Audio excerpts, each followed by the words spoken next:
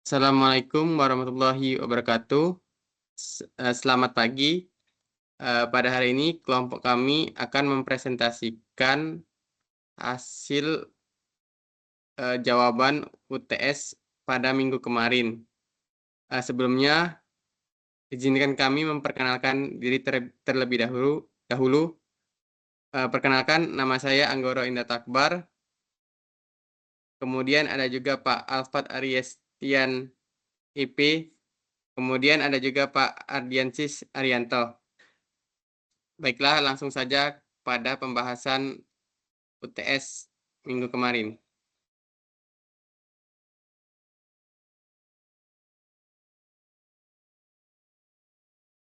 Yang pertama yaitu adalah definisi manajemen teknik. Manajemen teknik adalah disiplin ilmu yang menggabungkan prinsip-prinsip manajemen dengan keahlian teknik untuk merencanakan, mengorganisasi, mengarahkan, dan mengendalikan proyek atau sistem teknis secara efisien dan efektif. Fokus utamanya adalah mengoptimalkan penggunaan sumber daya, waktu, dan biaya dalam lingkungan yang kompleks dan berbasis teknologi. Manajemen teknik berperan penting dalam menjembatani antara aspek teknis dan manajerial, sehingga para insinyur dapat mengambil keputusan strategis, memimpin tim proyek, serta mengelola proses inovasi dan rekayasa dalam organisasi industri maupun teknologi tinggi. Kedua, simulasi manajemen teknik dalam kasus pembangunan pembangkit listrik tenaga energi terbarukan hingga Commercial Operating Date atau COD. Yang pertama yaitu tahapan perencanaan. Pada tahap ini, manajemen teknik terlibat dalam menganalisis potensi energi surya di lokasi, proyeksi produksi listrik, dan keuntungan ekonomi. Dari segi desain teknis, perlu dirancang tata letak panel surya, inverter, jaringan distribusi, dan sistem pemantauan. Kedua, tahap pengorganisasian. Pada tahap ini, manajemen teknik bertugas pertama melibatkan insinyur, manajer proyek, ahli lingkungan dan keuangan. Kedua, menetapkan kontrak dengan penyedia panel surya, inverter, dan tenaga kerja. Ketiga, mengalokasikan peran secara jelas, termasuk tim teknik dan manajemen lapangan. Tiga, tahap pelaksanaan. Manajemen teknik memastikan semua berjalan sesuai rencana dengan pertama itu memastikan pemasangan panel, inverter, dan jaringan sesuai standar teknik. Kedua, melakukan uji coba pemasangan untuk memastikan kinerja optimal. Tiga, mengelola tenaga kerja, material, dan peralatan secara efisien. Empat, berkomunikasi dengan pemerintah, masyarakat sekitar, dan mitra investasi. Baiklah, penjelasan selanjutnya akan dilanjutkan oleh Pak Alfat. Pada Pak Alfat dipersilakan.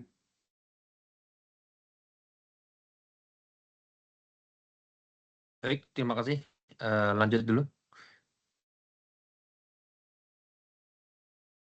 Tahap berikutnya yaitu yang keempat untuk manajemen teknik adalah tahap pemantauan dan pengendalian.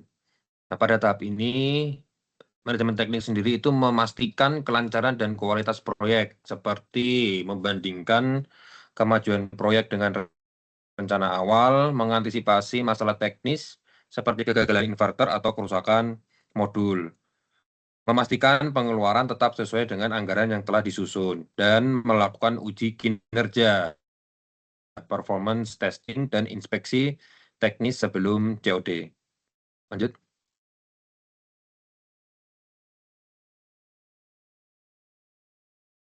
Tahap berikutnya yaitu yang kelima,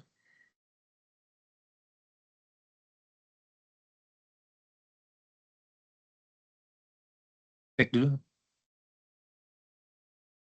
Tahap kelima tadi belum. Nah, tahap kelima yaitu penyelesaian dan COD, Closing and Commercial Operating Date. Tahap terakhir ini meliputi pengujian daya output, efisiensi, dan stabilitas jaringan. Melaporkan hasil pengujian, sertifikasi, dan laporan teknis kepada otoritas. Menyerahkan pengelolaan kepada operator dan memastikan dukungan teknis pasca COD. Dan setelah COD, PLTS mulai bisa memasok listrik ke jaringan secara resmi. Next.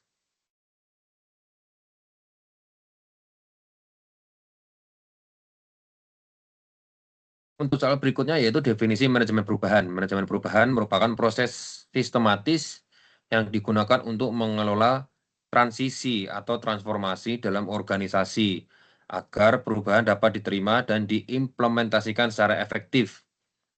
Proses ini melibatkan perencanaan, komunikasi, pelatihan, dan pengawasan untuk meminimalkan resistensi, memastikan bahwa perubahan membawa manfaat yang berkelanjutan bagi organisasi.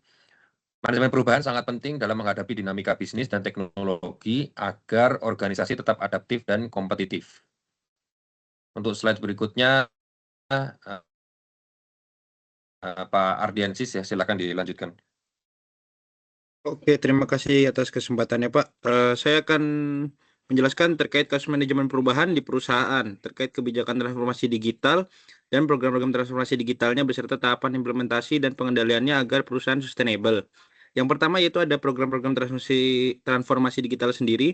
Transformasi digital itu adalah proses mengintegrasikan teknologi digital ke dalam seluruh aspek bisnis untuk meningkatkan efisiensi, inovasi, dan nilai bagi pelanggan. Nah, berikut adalah beberapa program utama yang biasanya dijalankan dalam transformasi digital perusahaan. Yang pertama adalah digitalisasi proses bisnis, yaitu mengubah proses manual menjadi otomasi atau otomatis menggunakan teknologi seperti ERP, Enterprise Resource Planning, CRM, Customer Relationship Management, dan sistem manajemen rantai pasok digital. Yang kedua adalah pengembangan infrastruktur teknologi informasi modern, yaitu adalah membangun infrastruktur cloud computing, terus jaringan berkecepatan tinggi dan sistem keamanan cyber untuk mendukung operasi digital. Yang ketiga adalah pelatihan dan pengembangan SDM. Nah, ini bertujuan adalah meningkatkan keterampilan karyawan dalam penggunaan teknologi tersebut melalui pelatihan, workshop, maupun sertifikasi. Yang keempat yaitu adalah pengembangan produk dan layanan digital. Yang pertama itu tujuannya adalah meluncurkan produk atau layanan berbasis digital seperti aplikasi mobile, seperti PLN Mobile, yaitu platform e-commerce juga termasuk di PLN Mobile tersebut, atau layanan berbasis data juga terdapat di PLN Mobile tersebut. Yang kelima itu ada pengelolaan data dan analitik, menerapkan big data dan analitik untuk pengambilan keputusan yang lebih cepat dan tepat, seperti database, seperti app sheet, dan lain-lain. Yang terakhir ada budaya digital dan inovasi, bertujuan untuk mendorong budaya kerja yang adaptif terhadap perubahan, kolaboratif, dan inovatif melalui program komunikasi internal dan penghargaan inovasi. Oke, bisa lanjut, Mas Anggoro.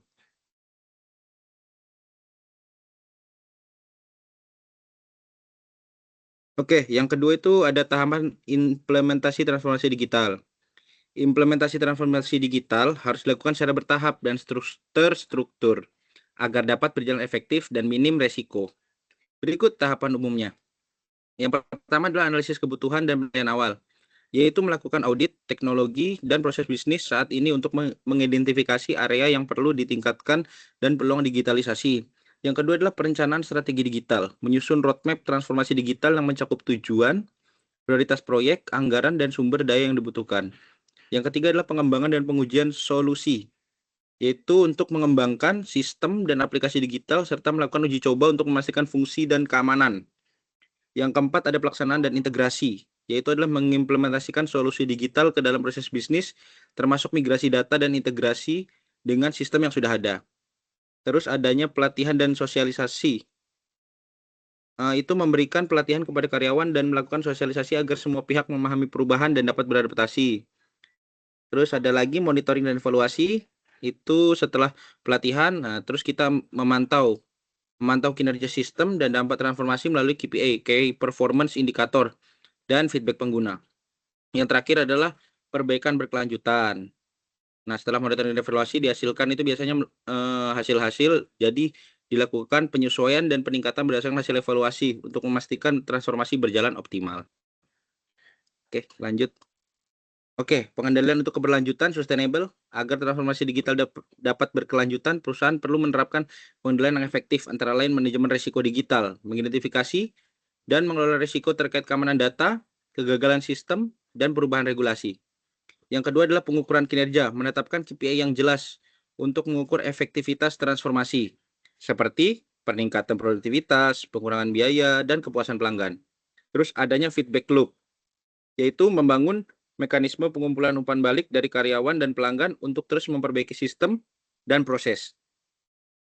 Terus adanya kepemimpinan dan komitmen manajemen, memastikan dukungan penuh dari pimpinan perusahaan untuk menjaga momentum dan alokasi sumber daya. Terus adanya budaya adaptif, mendorong budaya organisasi yang terbuka terhadap inovasi dan perubahan melalui komunikasi yang transparan dan penghargaan terhadap inisiatif digital. Yang terakhir, adanya audit dan kepatuhan, melakukan audit berkala untuk memastikan kepatuhan terhadap standar teknologi dan regulasi yang berlaku. Oke, lanjut. Matrix gap ya. Matrix gap antara sebelum dan sesudah penerapan program manajemen perubahan dalam merealisasikan kebijakan transformasi digital. Matrix gap itu yang membandingkan kondisi sebelum dan sesudah penerapan program manajemen perubahan dalam merealisasikan kebijakan transformasi digital di perusahaan. Matrix ini mengurai area-area utama yang terdampak, kondisi saat sebelum transformasi, kondisi yang diharapkan setelah transformasi, gap yang ada, serta tindakan yang perlu dilakukan untuk menjembatani gap tersebut. Oke, lanjut. Oke, berikut adalah matriks gap-nya. Jadi dalam area proses bisnis sendiri, kondisi sebelum transformasi itu prosesnya masih manual, belum masih terfragmentasi, lambat dan rentan kesalahan. Ketika kita laksanakan transformasi tersebut, prosesnya itu udah otomatis terintegrasi, efisien dan transparan. Nah, gap-nya itu yaitu adalah kurangnya otomatisasi dan integrasi proses. Nah, tindakan untuk menjembataninya sendiri yaitu adalah implementasi ERP, digitalisasi proses, dan standarisasi SOP. Yang kedua, di area infrastruktur teknologi sendiri, kondisi sebelum transformasi yaitu adalah sistemnya masih usang, kurang aman, dan kapasitas terbatas. Kondisi setelah transformasi sendiri adalah infrastrukturnya sudah cloud, sistem keamanan canggih, dan stabilitas tinggi. Gap-nya itu ada legacy sistem dan risiko keamanan data. Tindakan untuk menjembatani gap-nya tersebut yaitu adalah upgrade infrastruktur teknologi informasi, penerapan cloud computing, dan keamanan cyber. Terus di area keterampilan karyawan sendiri, yang pertama adalah kondisi sebelumnya itu keterampilan digital rendah, resistansi terhadap teknologi baru. Nah, setelah adanya transformasi, karyawan itu menjadi terlatih, adaptif, dan mahir teknologi digital. Nah, gap-nya itu ada kesenjangan keterampilan dan resistansi perubahan. Nah, tindakan untuk menjembatani gap tersebut yaitu adalah dengan program pelatihan digital, workshop, maupun rekrutmen tenaga ahli yang sudah ahli di bidangnya, yang sudah tersertifikasi. Terus di area budaya organisasi sendiri yaitu adalah budaya konservatif, resistansi terhadap perubahan. Nah, kondisi sebelumnya. Dan kondisi sesudahnya itu ada budaya inovatif, kolaboratif, dan adaptif.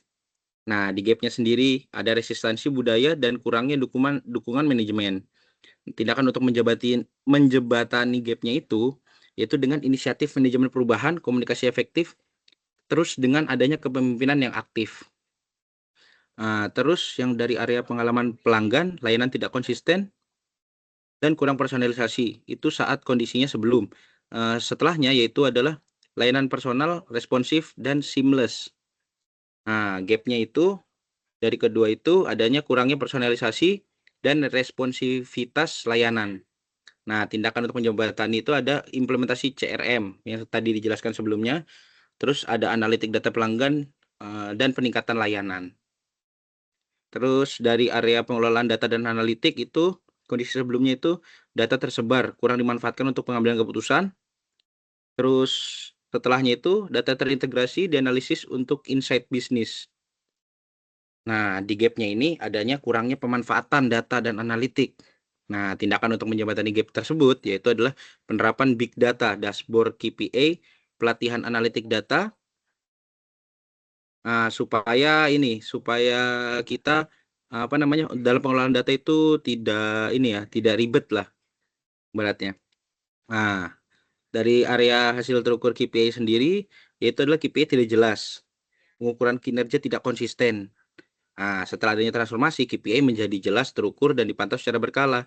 Jadi kita tahu apa yang mesti kita capai dan apa yang mesti kita tuju targetnya. Jadi begitu.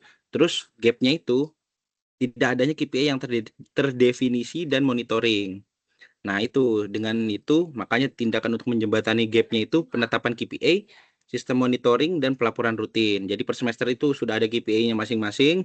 Jadi kita sudah ada pencapaian dari bulan 1 sampai bulan 6, terus lanjut lagi dari bulan 7 sampai bulan 12, seperti itu. Terus yang terakhir itu di area manajemen resikonya sendiri. Resiko sebelumnya itu resiko digital itu tidak teridentifikasi dan tidak dikelola. Kondisi setelah transformasi, risiko teridentifikasi, mitigasi, dan pengelolaan efektif. Nah, gap-nya itu yaitu adalah kurangnya manajemen risiko digital. Nah, tindakan untuk menjembatani gap tersebut yaitu adalah pengembangan framework manajemen risiko, audit, dan audit keamanan rutin. Oke, lanjut. Mas Anggoro. Oke, saya lanjut terkait yang dari awal, proses bisnis itu transformasi digital, merubah proses manual menjadi otomatis dan terintegrasi sehingga meningkatkan efisiensi dan mengurangi kesalahan. Dari infrastruktur teknologi sendiri itu kesimpulannya yaitu adalah modernisasi infrastruktur teknologi informasi sangat penting untuk mendukung aplikasi digital dan keamanan data. Yang ketiga itu adanya keterampilan karyawan, pelatihan dan pengembangan SDM menjadi kunci agar karyawan mampu mengoperasikan teknologi baru dan beradaptasi dengan perubahan.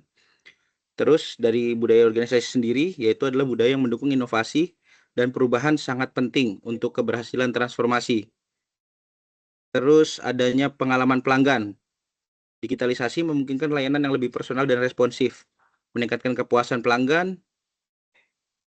dan pelayanan dalam menangani pelanggan lah, seluruh pelayanan terhadap pelanggan. Terus pengelolaan data dan analitik, yaitu adalah pemanfaatan data secara optimal, membantu pengambilan keputusan yang lebih baik dan strategis. Dan yang terakhir yaitu adalah hasil terukur KPI. Penetapan dan pemantauan KPI memastikan transformasi berjalan sesuai target. Dan ada lagi yang manajemen risiko tadi ya. Manajemen risiko itu adalah mengelola risiko digital, penting untuk menjaga keamanan dan keberlanjutan operasional. Ya, demikian yang saya sampaikan. Saya kembalikan lagi ke Mas Anggoro Indarto. Baiklah, terima kasih Pak Ardian atas pemaparan jawabannya. Terima kasih atas Pak Alfat dan Pak Ardiansyah atas pemaparan jawaban UTS-nya. Sekian presentasi dari kelompok kami. Wassalamualaikum warahmatullahi wabarakatuh.